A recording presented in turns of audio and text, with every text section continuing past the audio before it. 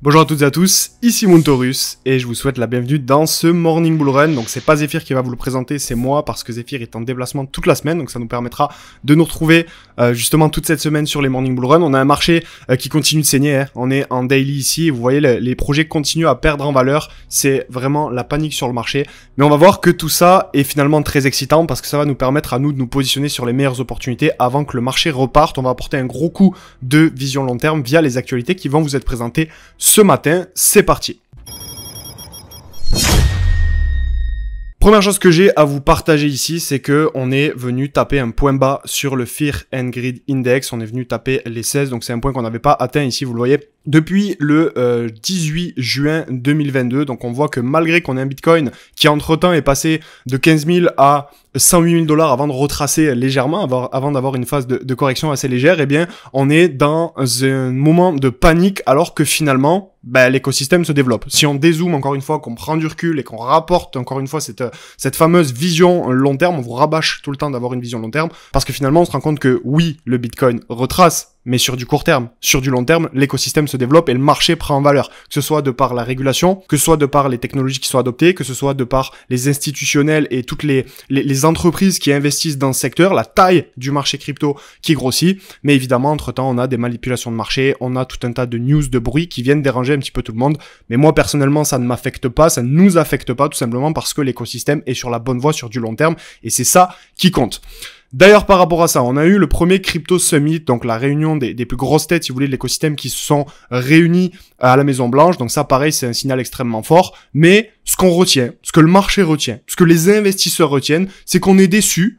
C'est marqué là parce que on n'a pas de véritables achats pour constituer une réserve stratégique en Bitcoin qui a laissé un goût inachevé chez les investisseurs. Alors ça, c'est pareil. Encore une fois, on est encore sur de la vision court terme. Le marché se développe. On a à la Maison Blanche, quand même, dans vraiment le quartier général de la plus grande puissance économique au monde, où on parle de crypto. Et malgré ça, on est toujours ramené vers cette vision court terme de ouais, mais on est déçu parce que les États-Unis n'achètent pas de crypto. Alors 2 points. Premier point, encore une fois, ça vous ramène dans cette vision court terme qui n'est absolument pas bonne, pas saine, et c'est pas ça qui va vous permettre d'aller chercher des résultats. Premier point. Et le deuxième point, c'est que les États-Unis ont dit qu'ils n'achèteraient pas de Bitcoin avec justement l'argent de l'État. Sauf que il y a un point qui a été omis par de nombreuses personnes, qui est passé un petit peu inaperçu, c'est que ils ont annoncé que s'il y avait des revenus supplémentaires générés par le gouvernement américain, eh bien ces revenus pourraient être utilisés pour acheter du Bitcoin. Et donc, qu'est-ce que ça veut dire? Ça veut dire tout simplement que si les États-Unis arrivent à dégager des revenus supplémentaires via tout un tas d'actions et de stratégies qui vont être mises en place, ils pourraient potentiellement dans le futur acheter du Bitcoin. Et je vous rappelle quand même que c'est un petit peu le job d'Elon Musk de réduire un maximum les dépenses et d'optimiser les dépenses de l'État pour arriver à régler les problèmes au niveau de la dette américaine, dégager plus de revenus et faire que les États-Unis puissent retrouver leur grandeur. Ça se passe d'abord d'un point de vue monétaire, ça se passe également d'un point de vue géopolitique. On voit ce qui est en train de se passer sur la sphère géopolitique. Alors on n'est pas là pour parler un petit peu de ce qui se passe dans le monde, que ce soit en Ukraine avec la Russie, etc. Je suis pas là pour donner mon avis, je suis là pour poser un contexte sur l'invest. Et sur l'invest, on a tout qui est bullish, et justement cette réserve américaine, malgré qu'elle soit ultra bullish, amène un résultat qui est négatif, parce qu'on est toujours ramené à cette vision de court terme, à savoir, oui, mais les États-Unis n'achètent pas de Bitcoin. Ok, mais n'empêche que c'est une news extrêmement bullish, malgré ce que beaucoup de personnes peuvent penser. C'est un petit peu la news, la continuité de la news suivante que j'ai à vous présenter ce matin, c'est que le Bitcoin risque de fermer chaque semaine en dessous des 82 000 $ suite à la déception de la réserve américaine de BTC. Donc on a une réserve américaine qui est mise en place, mais malgré tout on ressort un élément négatif parce que les gens s'attendent à ce que oui, les États-Unis achètent de la crypto et que ça déclenche immédiatement l'altizone. Et c'est là où je vais vous amener justement ce matin sur le point suivant. J'aimerais vous faire un petit récap des news fonda sur l'année justement précédente, l'année qui vient de s'écouler. On entre sur une nouvelle année 2025, on est au premier trimestre de l'année 2025, et donc c'est le moment également dans ce Morning Bull Run de faire le point et de comprendre un petit peu ce qui s'est passé au niveau fondamental.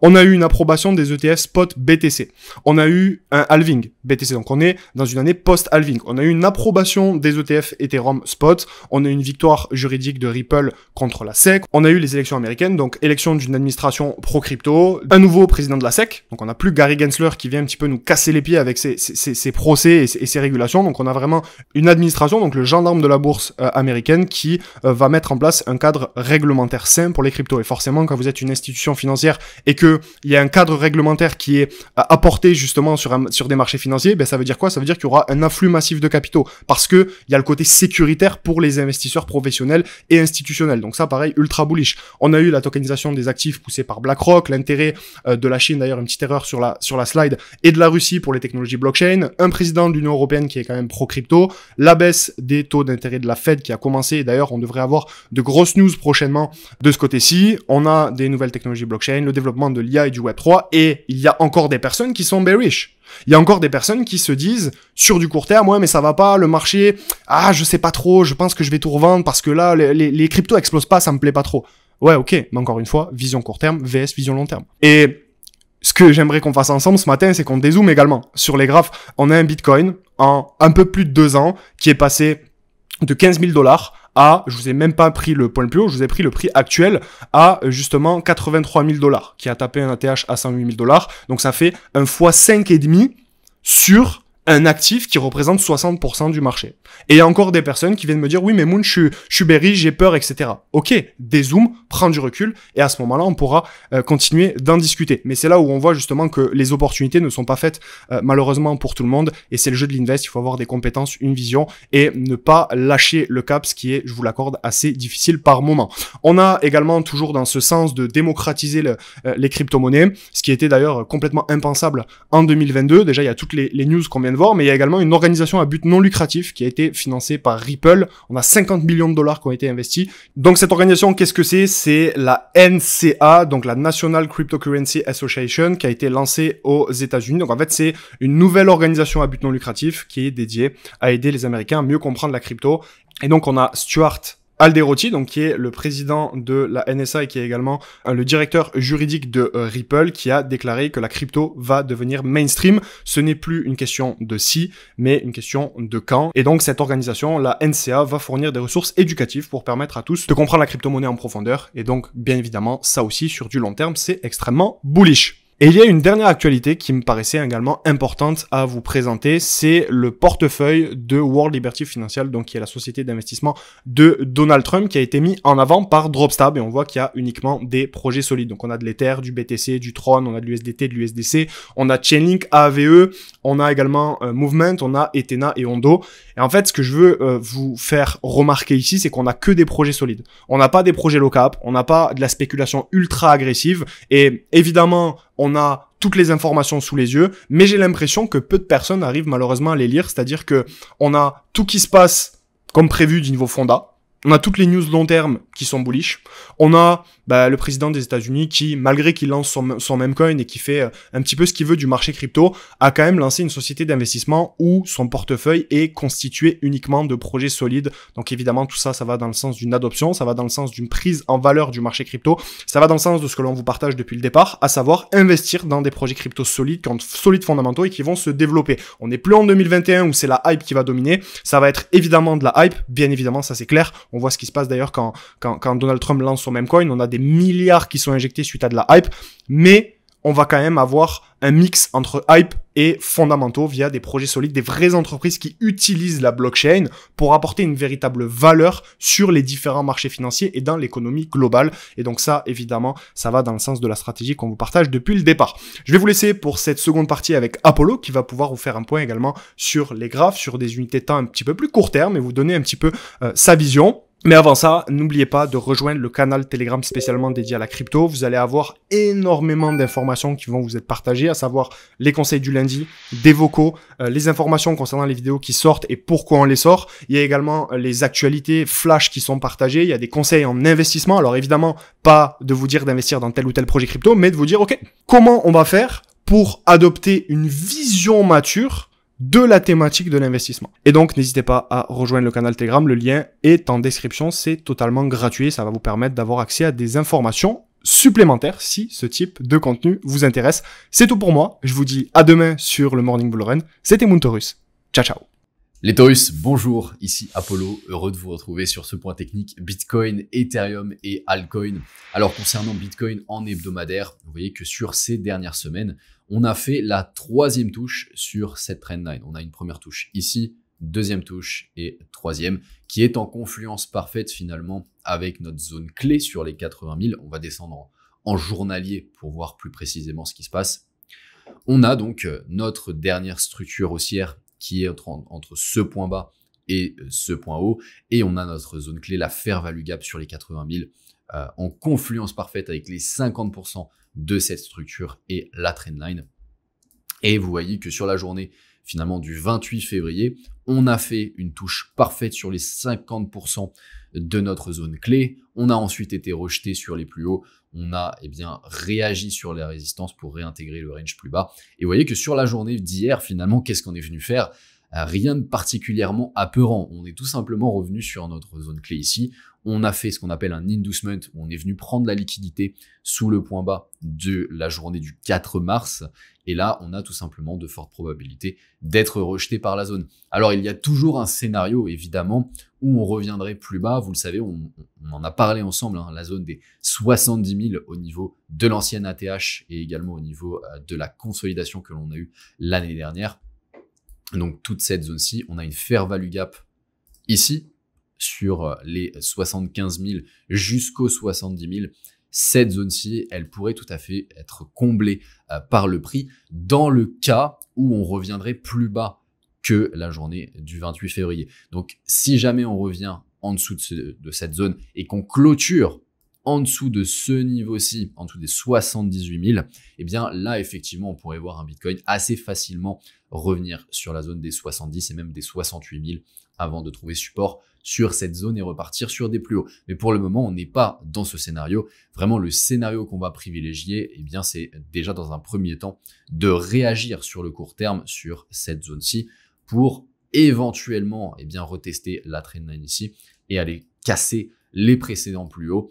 On verra bien si c'est le moment de partir sur un nouvel ATH ou pas sur Bitcoin qui, si c'est le cas, entraînera la totalité du marché. Au niveau d'Ethereum en hebdomadaire, pas grand chose de plus que la semaine dernière, on en a déjà parlé. On a exactement eu le scénario qu'on avait dit, c'est-à-dire un retour sur les 50% de cet order block au niveau de la ligne pointillée que vous voyez ici. Donc ça fait depuis la semaine dernière qu'on est en train de retravailler cette zone.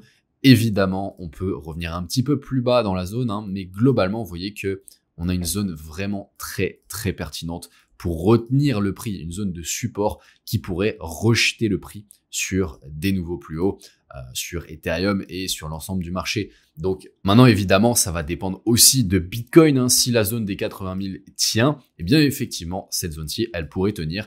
Et si Bitcoin chute sur la zone des 70 000, on pourrait tout à fait voir Ethereum revenir par exemple sur cette zone de fair value gap qui est à l'extrême de la dernière structure, avec également cette zone d'order block juste ici, qui pourrait être une zone pertinente.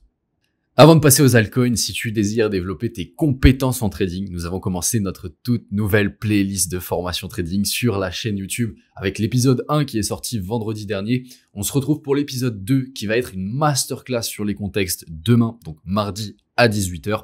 Avec cette playlist, tu vas tout apprendre pour devenir trader de A à Z. Donc abonne-toi, active les notifications pour ne pas manquer ça. Sache que tu peux également récupérer un maximum de valeur gratuitement et au quotidien dans notre canal Telegram Trading. Vas-y, fonce, le lien est en description de la vidéo.